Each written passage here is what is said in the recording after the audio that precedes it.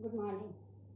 आज हम लोग स्टैटिस्टिक्स का एक चैप्टर पढ़ेंगे, कोरिलेशन। ये भी नेट के एग्जाम के लिए बहुत इम्पॉर्टेंट है। तो कोरिलेशन जैसा शब्द से लग रहा है, यह सहसंबंध, इसे हिंदी में कहते हैं। कोरिलेशन मतलब सहसंबंध। यह कोरिलेशन दो क्वांटिटेटिव वेरिएबल्स के बीच में सहसंबंध या कोरिलेशन को बताता है। मतलब क्वांटिटेटिव, जिसको हम नंबर से व्यक्त कर सकते हैं, वैसे दो वेरिएबल्स का संबंध बताता है। जैसे हाइट, वेट, ये दोनों के बीच में जो संबंध हुआ, इसे जब हम दर्शाते हैं तो इसे हम कोरिलेशन कहते हैं। कोरिलेशन तीन तरह का होता है। एक होता है पॉजिटिव, दूसरा होता है नेगेटिव, तीसरा होता है जीरो। पॉजिटिव कोरिलेशन क्या होता है?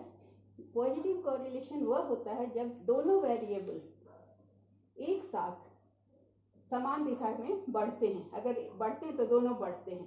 तो जैसे हम इसको एक उदाहरण से समझ सकते हैं कि जब हम ट्रेडमिल पे चलते हैं तो हमारा कैलोरी बर्न होता है। जितना ज़्यादा चलते हैं ट्रेडमिल पर, उतना ज़्यादा कैलोरी बर्न होता है। तो ये दोनों का जो संबंध है, ट्रेडमिल पर चलना और कैलोरी का बर्न होना, ये दोनों संबंध पॉजिटिव है। पॉजिटिव कोरिलेशन को बताता है। इसलिए हम देख रहे हैं कि ये कर्व ऊपर की ओर जा रहा है और इसका रिलेशन पॉजिटिव है, सकारात्मक है। इसी तरह हाइट और वेट, जैसे जैसे हाइट बढ़ता है वैसे वैसे वेट बढ़ता है। ये दोनों का रिलेशन भी पॉजिटिव होगा।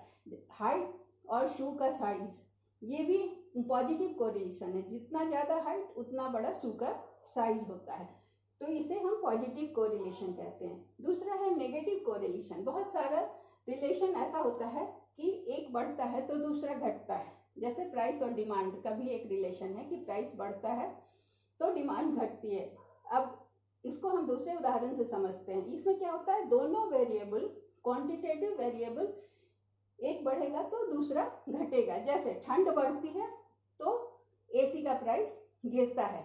ये हम इस तरह से इसे समझ सकते हैं। तो इन दोनों का रिलेशन क्या है कि एक बढ़ता है तो दूसरा घटता है। इसे हम नेगेटिव कोरिलेशन कहते हैं, क्योंकि एक बढ़ रहा है दूसरा घट रहा है। तीसरा जीरो कोरिलेशन। जीरो कोरिलेशन उस समय होता है जब दो वेरिएबल में कोई संबंध नहीं होता, दोनों आपस में किसी भी तरह से रिलेटेड नहीं होते। जैसे सीमेंट का सेल या सीमेंट का प्राइस और हैट का सेल, हैट जो टोपी जिसको कहते हैं, तो इन दोनों का कोई संबंध नहीं है आपस में। सीमेंट का प्राइस कितना भी बढ़े, उससे हैट के प्राइस में कोई फर्क नहीं पड़ता, ना हैट के सेल में पड़ता है। तो जहां पर कोई रिलेशन नहीं होता है, वहां पर देख रहे हैं हम केवल स्कैटर्ड डायग्राम है, केवल बिंदुओं से इसे दिखाया गया है। कोरिलेशन, परफेक्ट कोरिलेशन तब होता है, कोरिलेशन का वैल्यू प्लस और माइनस 1 के बीच में वैरी करता है। प्लस माइनस 1 के बीच में वैरी करता है।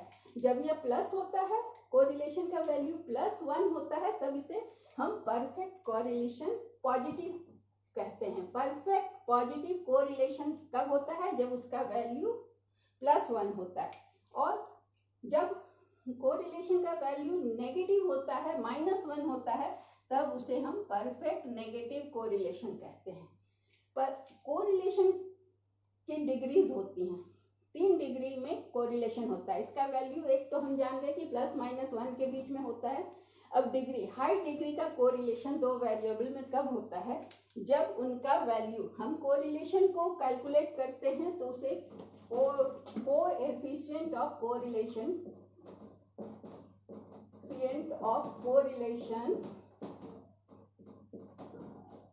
को R से दिखाते हैं। R से दिखाते हैं। ये R का वैल्यू जब हम कैलकुलेट करते हैं तो अगर वो वैल्यू 0.75 +0.75 से +1 के बीच में होता है तो यह कोरिलेशन हाई डिग्री का कोरिलेशन हुआ। मतलब दोनों वेरिएबल एक दिशा में हाई डिग्री में मूव करते हैं। अगर इनका वैल्यू नेगेटिव हुआ, -0.75 से -1, तो उनका हाई डिग्री नेगेटिव कोरिलेशन होता है। R का वैल्यू अगर -7.5 से लेकर -1 के बीच में होता है तो वो हाई डिग्री नेगेटिव कोरिलेशन होता है। दूसरा है मॉडरेट डिग्री कोरिलेशन। इसका वैल्यू R के वैल्यू पर ही डिपेंड करता है। तो अगर R का वैल्यू +0.25 से 0.75 के बीच में वेरी करता है तो वो कोरिलेशन जो हुआ दो वेरिएबल के बीच में वो मॉडरेट डिग्री का होता है। अगर यही वैल्यू -0.25 से लेकर -7.5 के बीच में होता है तो वो मॉडरेट नेगेटिव डिग्री का कोरिलेशन होता है। जब इनका वैल्यू 0 से लेकर 0.25 तक होता है पॉजिटिव में प्लस में, तब ये जो R है कोएफिशिएंट ऑफ कोरिलेशन, ये बताता है कि लो डिग्री ऑफ कोरिलेशन है। इन दो वेरिएबल्स के बीच में जो कोरिलेशन है वो लो डिग्री का है। अगर ये नेगेटिव होता है 0 to -0.25 तो यह नेगेटिव लो डिग्री का कोरिलेशन होता है। तो ये कोरिलेशन हमें यह बतलाता है कि दो क्वांटिटेटिव वेरिएबल का रिलेशन किस तरह से बढ़ता है, घटता है या नहीं होता है। Thank you.